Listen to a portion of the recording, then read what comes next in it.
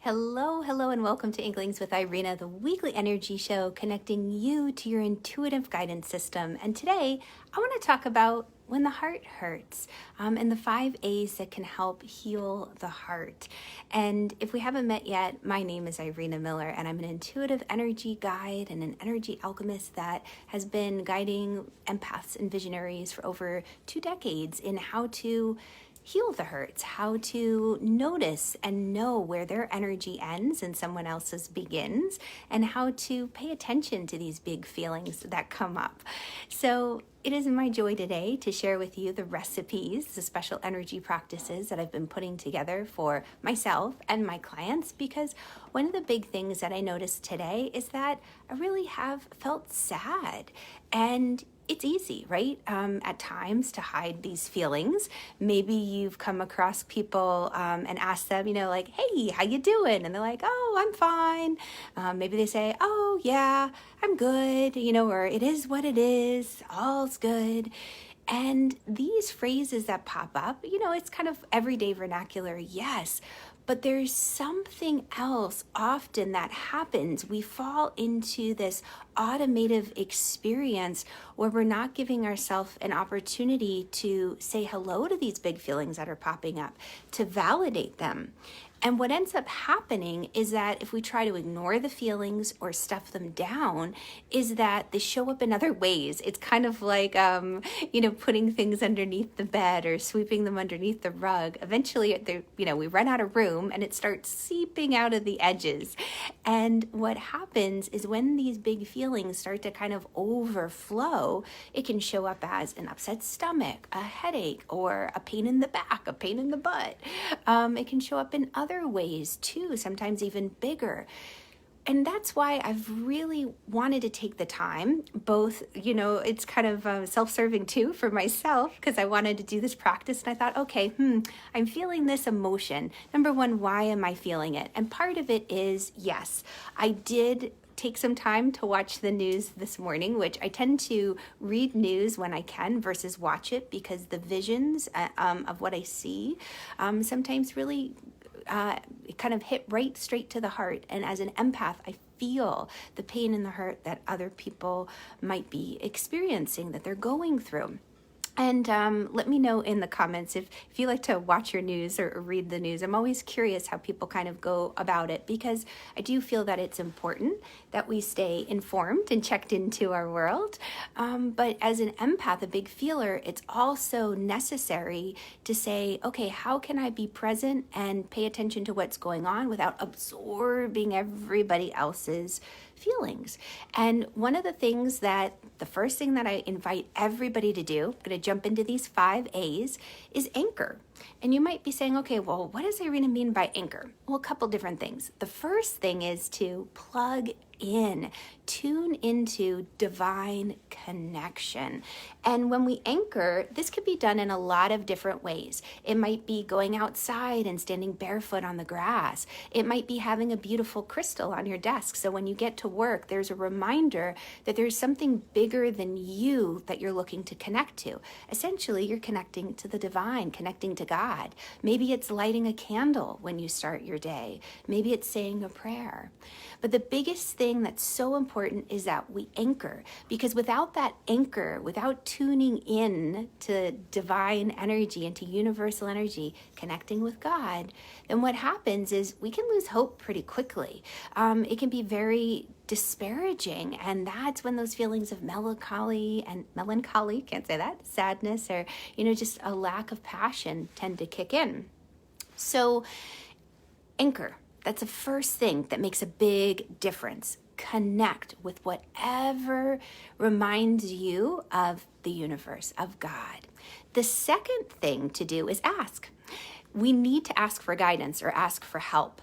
We have free will. So whether it's a friend who wants to drop off a meal and take care of you, let's say if you're having a rough time, or a neighbor, you need to borrow something. They have a wonderful long ladder to help you get lights up for the holidays.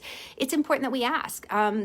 Friends and neighbors aren't always going to know when to help. I had an incredible conversation with a great friend the other day, and she was wondering why no one ever offers to help her. And another friend said to her, you come across as very, very strong. You don't seem like you need any help at all. Why would anyone offer help?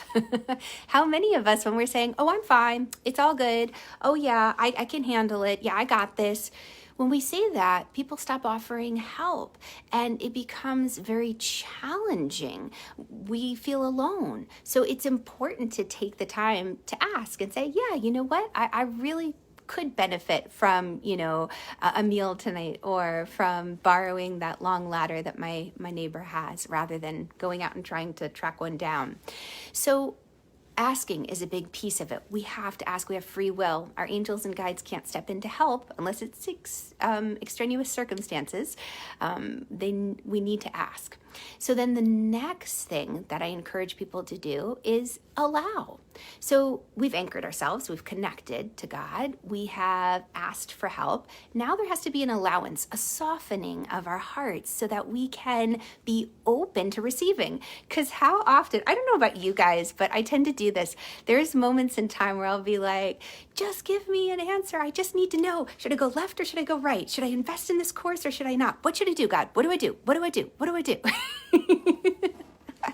And it's like, Irena, if you would just be quiet for a second, like not even a minute, but a second, I might be able to get a word in edgewise and actually answer your question. So we have to be willing to allow the answers to come.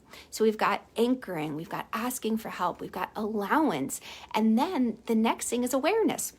So once we open to receive whatever is coming our way, it's important that we have a certain awareness. That means we're just paying attention. It's just, instead of, I don't know about you guys, but there have been times where I've woken up in the morning and I've asked for guidance or direction on something, and then by lunchtime I've forgotten that I even asked. So I stopped paying attention to any answers that might come my way. So it's important to write down our questions and to say, oh, okay, you know what? I am looking for guidance on, right now I'm looking at investing in another course. I love to learn, oh my goodness, and I love to continue to expand my awareness and knowledge and to be able to create these incredible practices for others out of what I've learned and what I've experienced in my life and with my clients. So, when we ask for that guidance, it's important to remember and then to be just on the lookout. Like, how will the guidance come? That awareness helps. Maybe it's through music. Maybe it's through an ad on, your screen somewhere, whether that's television or phone. But the answers do come. They always, always come. I 100% believe that. And then finally, action. And that's kind of like the secret magic ingredient that many of us forget. When we have this melancholy that sets in, or when there's this sadness, action is important. But it's also the fifth step. So these are a lot of steps I know that I'm giving you. But the thing is that when we start to move, when we take action, when we've received that guidance, we've allowed it to come in, when we have the awareness of, this is the direction we need to go in, we just don't sit on the couch and wait for everything to get better. We start to take action, even if that's in our thoughts, even if that's in messaging a friend and saying, hey, I'd love to hear your voice. I just needed to be around you today. You always light up the room and you help me see the upside of things. You remind me of the beauty in this world. These 5 A's make a difference because I tell you what, it's so important that we honor the feelings that are coming up. If nothing else, to say hello and to acknowledge those moments when we do feel sad or when we do feel joyous. So just to kind of sum that up really quickly, because I know it's a lot to digest, these 5 A's are going to help whenever these feelings get too big to handle. The first one is simply anchor. Anchor yourself in the divine, something that inspires you, reminds you that there's more to this world than what we see. Then ask. We have to ask. We have free will. Ask for guidance. Ask for help. The third one is allowance. Soften your heart and your mind to be open to receive the help and guidance that's coming your way. That might mean sitting just quietly for a few minutes. And then awareness. Just be aware, pay attention to what's coming across your radar. And then finally, action. Once you have that guidance, take that plan and take action on it. All right. So it's so wonderful to have you guys. Hello, Cindy. Yeah, definitely give me a shout out. Let me know too where you're watching from. I love to know. And it's so pretty to see the pictures of snow from some of my friends who are experiencing wonderful winter wonderlands. It's cold here where I am, but no snow. So if this brought up more questions for you than it did answers, please click the link above. Continue the conversation with me. I love to share these moments and know that you're not alone in your big feelings. They happen, obviously, to all of us, but it's easy to stuff them down and have, a stiff upper lip, chin up, keep powering through, you got this.